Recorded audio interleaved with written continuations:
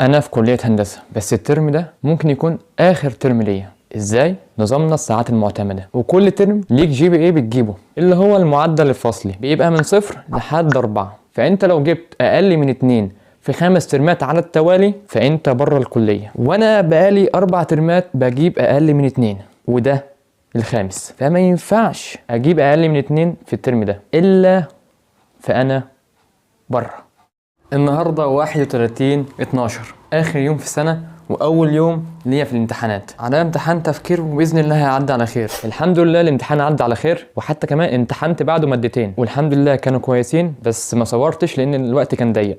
هو انا المفروض ابقى هنا، الساعه بقت 3 الصبح وانا فعلا طول اليوم كنت قاعد القعده دي، فكفايه خالص بقى. انا خلصت 3 مواد، فلسه 3 مواد. اول ماده اللي بجد في مدني تحليل انشاءات، فانا دلوقتي خلاص قفلت وداخل انام، وهنكمل بكره اكيد يعني. ده هنا كان في حرب كمان، هنا شويه كميه ورق وكميه حل. امتحان السابق والحل بتاعه، احنا في ليله الامتحان وخلاص. رابع ماده خرجت منها قرفان، وكنت حاسس ان انا مبوظ الدنيا، فما كانش ليا نفسي اعمل اي حاجه.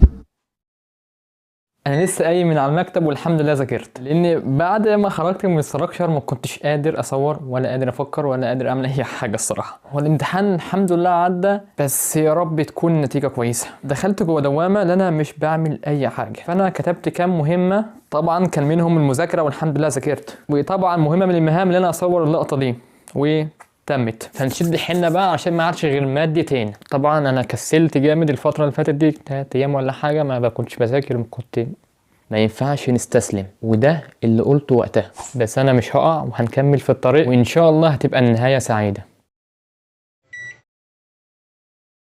لاني كنت متاثر جامد من الماده، فكنت بجرب اساليب جديده للمذاكره. وقبل ما ادخل انام اتفاجئت ان برشلونه كسبت الريال في السوبر 5. ومش هخبي عليكم الموضوع فرحني اسبوع قدام. امتحنت الخواص والحمد لله عدت على خير. لسه ماده الرسم المدني.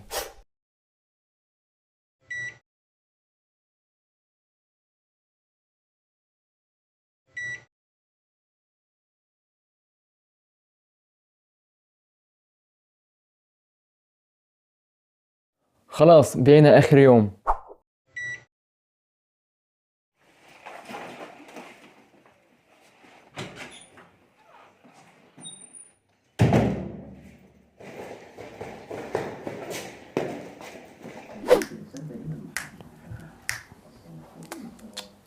واخيرا خلصنا امتحانات.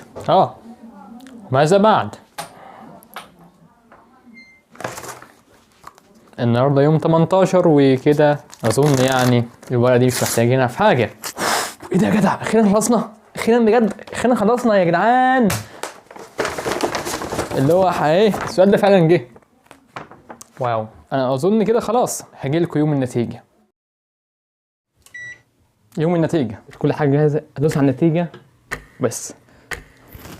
انا قوي. الله، الحمد لله 2 و4 ما شلتش حاجه الحمد لله. ده حاجه حلوه قوي الحمد لله. الله، الحمد لله يا رب. الحمد لله الحمد لله. الحمد لله، شكرا يا رب. عملت من جديد بقى يا الحمد لله يا الله. مش قادر. الحمد لله يا والله جدعان. فرح ابوك بقى. هو ده اللي كنت محتاجه. انا كده خلاص اعتقد ان انا خلصت، انا لسه في الكليه.